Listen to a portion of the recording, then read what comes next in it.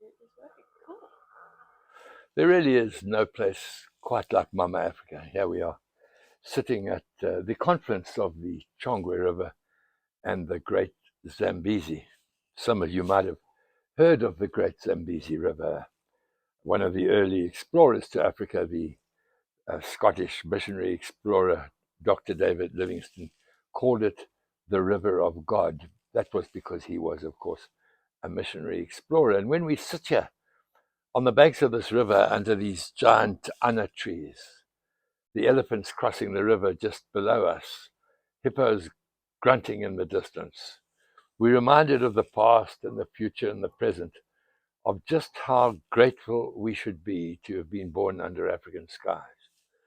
And when I think back to those early journeys of the early explorers, I imagine Livingstone first coming down this river. He journeyed all the way from present-day Luanda in Angola, traveling west to east, and finally getting onto this river, the Zambezi. From the source, coming down the river, traveling by dugout canoe with his Makalolo porters of the Lozi tribe.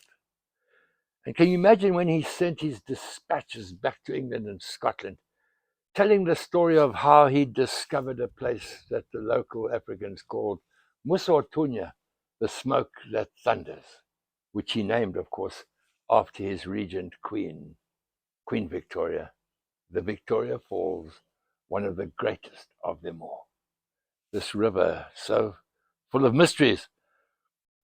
The local tribes here call the spirit of the river Nyami Nyami.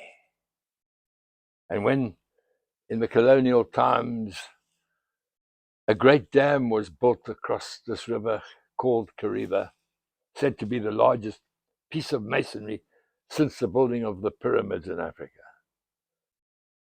the tribe said, oh no, Nyami Nyami won't like this. And sure enough, the floods came up, destroyed the wall. They had to have several attempts, and now it stands there today as a monument to modern man, but not to the defeat of Nyami Nyami, because this river still flows so beautifully, full of wildlife, full of crocodiles, the occasional leopard, the roar of lion in the distance.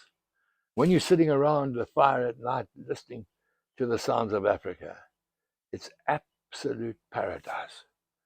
And I've spent my life adventuring, and for me, this is the greatest river of them all. And after it's flowed down from the Victoria Falls down through an area that's called Lower Zambezi, here to the confluence of the Chongwe and the Zambezi, to a part that's called Lower Zambezi National Park in the country of Zambia. Yes, again, we're reminded of those early explorers. We're reminded of Livingstone after he discovered Victoria Falls, making his way all the way down this river. But he took a shortcut. He didn't visit the Cabora Bassa Rapids, which are just some way down from here towards the Indian Ocean. Took a shortcut. He should have listened to the early Portuguese explorers, to the slave traders who he so hated. He called them those of you who are responsible for the open sore of the world, tens of thousands of people driven to the coast like cattle carrying ivory tusks, traded from Zanzibar, driven down this very same river. So he got to the coast, a place called Shinde, went back to England and Scotland, this famous Scottish explorer, and he raised money from the British government at the time. He said, we need to do an expedition from the sea to below Victoria Falls, because I believe, he said, that it's navigable. But he'd forgotten those Cabora Bassa Rapids. He returned. Sadly, his wife Mary died from malaria and buried under a giant baobab tree. And when we get to that point down there on the river, there's an old mission station there. We always make sure to invite all the mums and pregnant mums with kids and everything. and do some education about the silent killer of malaria, and ensure that every mum gets a life-saving mosquito net to protect their infants from this terrible disease. Livingstone came back. He had a steamboat called the Mar Robert. What a mess. A tiny little steam engine that wasn't powerful enough, and it came chugging up this river. He used to write in his journal, you can imagine his words in a guttural Scottish accent. She was slower than a dugout canoe, he said. The engine, worse than a coffee grinder. And so he made his way up the river, and of course got stopped by those Cabora Bassa rapids. The level of disappointment was just too terrible for words. There he'd raised all this money. He talked to the British government about civilization, about Christianity, about commerce. He was going to open this land that still remains wild today.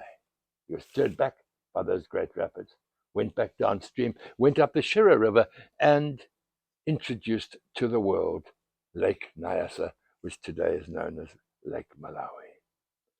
So all these early stories from this river. Livingstone went on to do further adventures.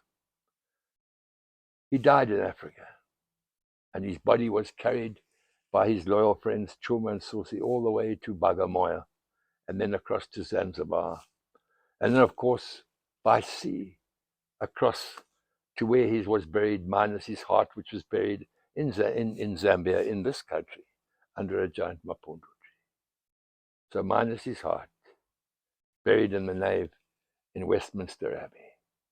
Heart in Africa, the rest of him back in his home soil.